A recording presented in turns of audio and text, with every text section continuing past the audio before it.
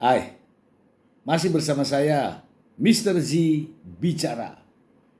Tentu saja bicara tentang kebenaran berdasarkan fakta, data, dan realita. PMI, Pekerja Migran Indonesia.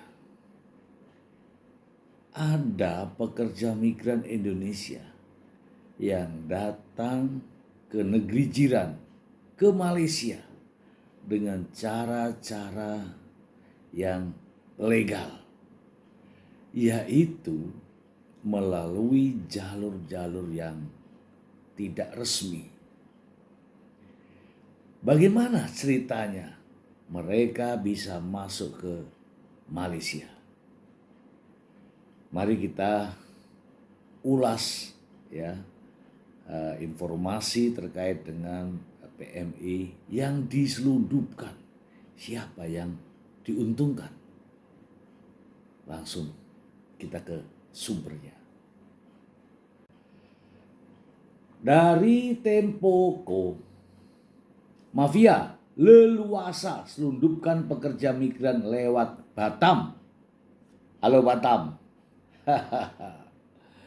Penanganannya dianggap tak sampai ke akar. Nah, ini masalah ini.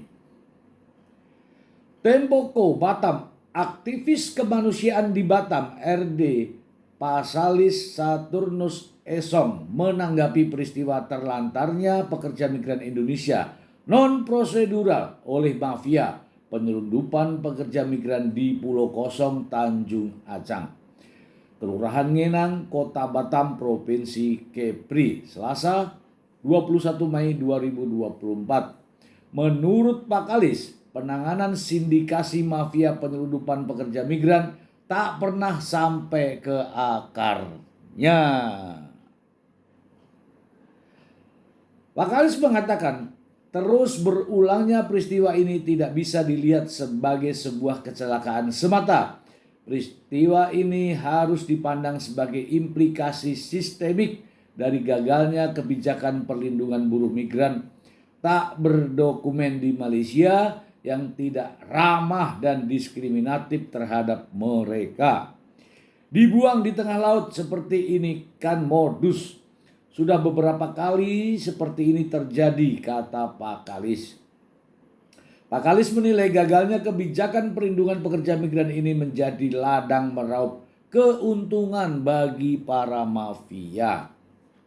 Selain cenderung diskriminatif, aparat juga tidak pernah serius mencari siapa dalang di balik peristiwa ini. Para pelaku, pemilik modal, pembacking, dan semua yang terlibat tidak pernah tuntas dipidanakan. Sehingga benih kejahatan ini selalu berkembang, bahkan dipelihara. Ya, sepakat saya ini. Sepakat. Padahal, kata Pak Kalis, di Kepulauan Riau ini terutama Batam tidaklah kekurangan aparat. Di Kepri apa yang kurang? Masa yang ini tak bisa diurusin, kata Pak Kalis. Beberapa kasus penyelundupan di Batam katanya tidak pernah tuntas dicari pelakunya. Seperti kasus Oktober lalu, pelakunya tuntas nggak ditangkap. Pelakunya tuntas nggak ditangkap. Pak Kalis menegaskan poin penting dari kasus PMI ilegal ini, aparat tidak pernah tuntas menangkap pelaku dan backingnya. Poinnya tidak pernah tuntas. Yang ditangkap orang lapangan, bukan otak pelaku atau backingan mereka. Apa yang bisa diharapkan, katanya. Ya. Kepala BP3MI Kepri, Kombes Imam, mana tadi ya? Kombes Imam.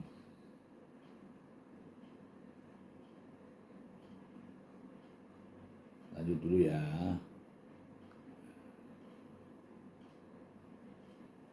Imam Riyadi mengatakan Kepri atau Batam selama ini dijadikan transit oleh para pelaku. Karena jika langsung diberangkatkan dari daerah asal, maka aktivitas ilegal ini akan lebih cepat terdeteksi.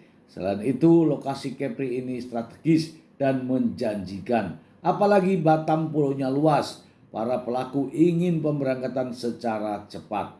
Senada dengan Romo, Imam juga mengatakan penyelundupan PMI ini sudah sering dilakukan. Setidaknya beberapa waktu belakangan sudah 3 kasus penyaluran PMI non-prosedural. Ini sudah kejadian yang kesekian kalinya, tetapi jumlah PMI-nya terus meningkat. Oke. Kita bahas. Begini teman-teman. Ya kita sering bahas terkait dengan PMI. Apalagi sekarang ini di Malaysia sedang ada repatriasi, yaitu bahasanya ya pemutihan.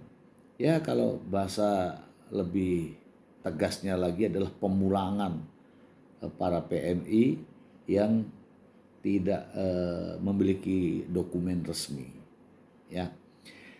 Nah, kebanyakan dari para pekerja Indonesia yang ingin bekerja di luar negeri, khususnya Malaysia, mereka ingin instan, cepat, dan bekerja, dapat uang. Tapi tidak berpikir tentang resikonya. Resikonya besar. Para pekerja migran bisa ditangkap, bisa dipenjara, dan juga dikenakan denda. Kemudian diperlakukan diskriminatif di sana.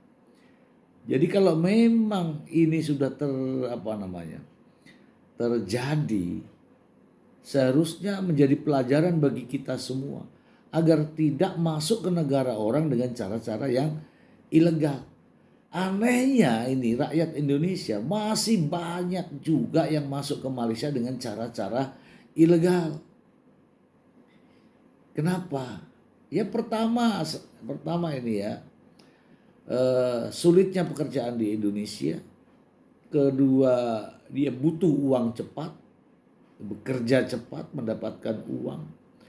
Dan orang Indonesia tentu saja malas berlama-lama ngurus perizinan.